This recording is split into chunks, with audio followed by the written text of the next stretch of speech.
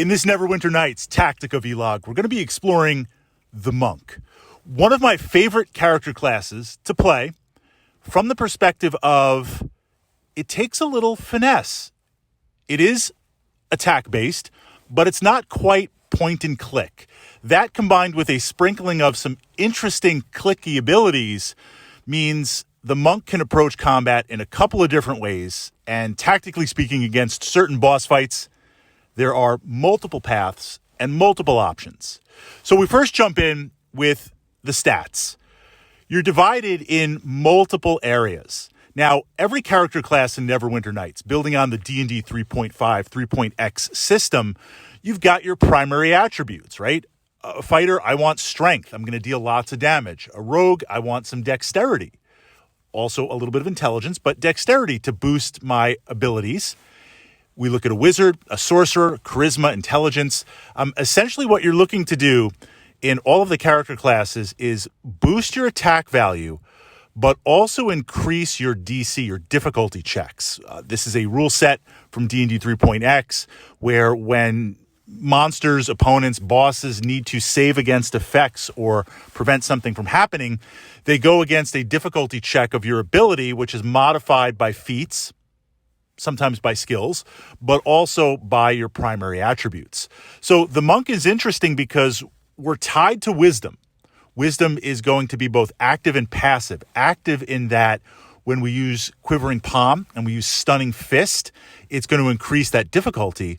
But our armor class is also tied to wisdom. So that's always on and it gains, and using our clickies. So absolutely wisdom.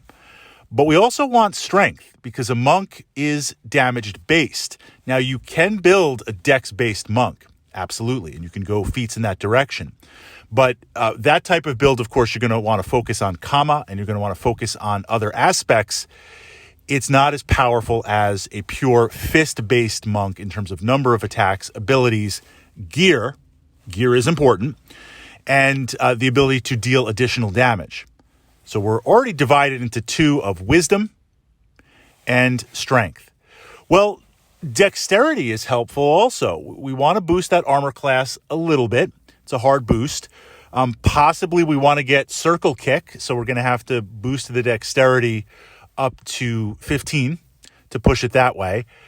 In exploring that, as with every character class, constitution is important.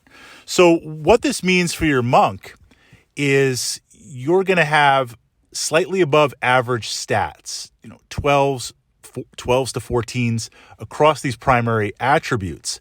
And you're going to have to kind of cross-level them. So you're never going to have the pure meta of just, I'm a fighter and I dump everything into strength. I don't even really bother with dexterity because I'm going to have heavy armor type feats and really take heavy armor.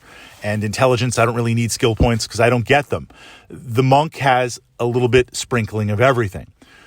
How we push that is usually, unless I'm playing something different or like I want to do something really, really focused with the monk, I will be boosting, I will leave dexterity with the recommended, so I get a little bit of a bump. I'll take toughness to boost those hit points.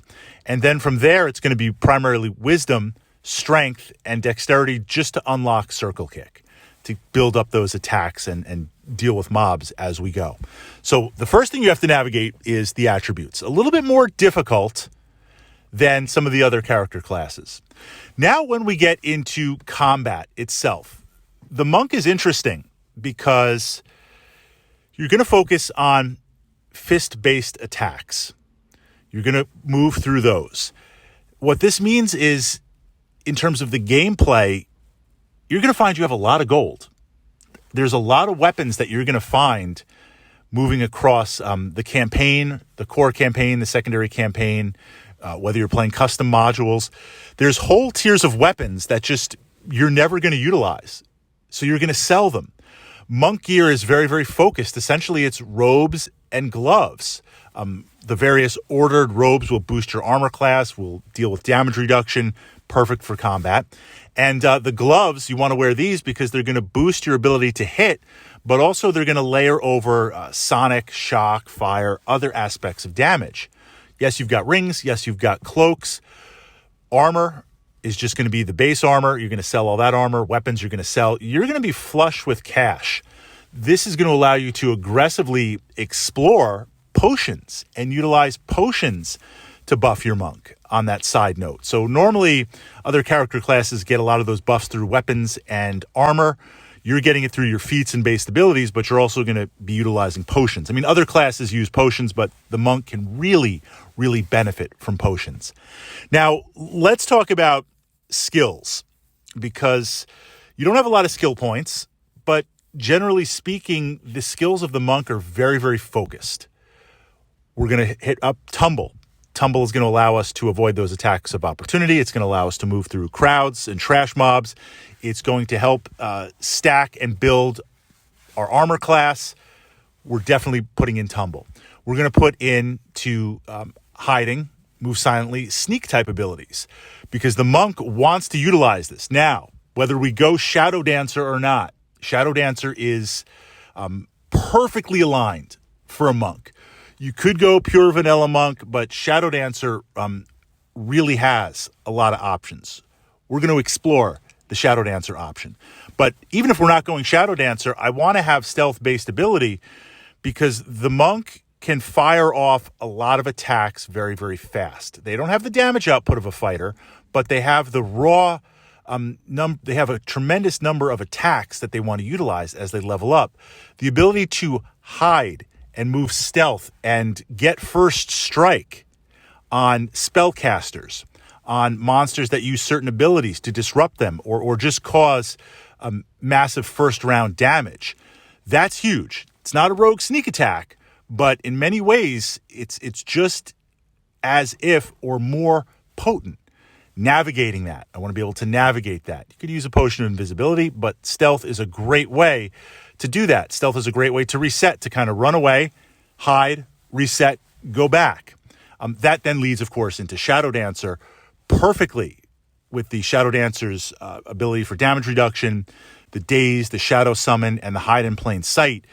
That's just absolutely ready for a monk. The final two clickies and the most fun clickies. You could take Power Attack. You're going to get Cleave. You could do Circle Kick. You've got Spring Attack. You have different ways of engaging, but you have Stunning Fist and Quivering Palm. Stunning Fist is fabulous. The ability to potentially stun. There's a slight penalty to hit, but of course your gear is going to overcome that and essentially wash it. That's huge. To stun certain monsters, of course, they have to be vulnerable to it, but to stun spellcasters, to stun mini-bosses, and get those attack, especially if you have some summons, especially if you have a hireling, that's multiple free brief attacks. That's huge. That is absolutely huge, especially if you start chaining attacks with summons and henchmen and yourself to disrupt spellcasters. They go down really fast, really, really fast against monks. Quivering Palm, yes and no. There is a cap. It's not going to affect essentially stuff higher than you. There's a lot of what ifs. You've got to save against the DC. It's kind of neat. It's worth the clicky when it opens up. I won't say it's a massive game changer. It's not like Baldur's Gate or Icewind Dale using the advanced Dungeons and Dragons rule, where Quivering Palm, yes, you had to hit. Yes, there's saving throws, and often the things you're trying to punch to death literally with that death fist have very, very high saves. But D&D is D&D, whether it's AD&D or 3.x, 3.0 or 5 or 4, whatever it's going to be, you or the computer or the DM can always roll low. So you would see in Baldur's Gate, you'd punch to death. You'd Quivering Palm key, I don't want to give it away, but like key bosses. And when it happened, you were like, wow, that is worth the price of admission. They toned that down massively in 3.x and Neverwinter Nights. But it's still a fun clicky. So you've got those clickies. You've got hide. You've got a high number of attacks. You've got very, very focused gear that's going to boost you. But all that extra gear, you're going to be able to sell. Or you're going to be able to focus and buy on rings and buy on cloaks, buy more high-end items rather than spreading yourself thin. Opens up to a very dynamic and fun character class to play.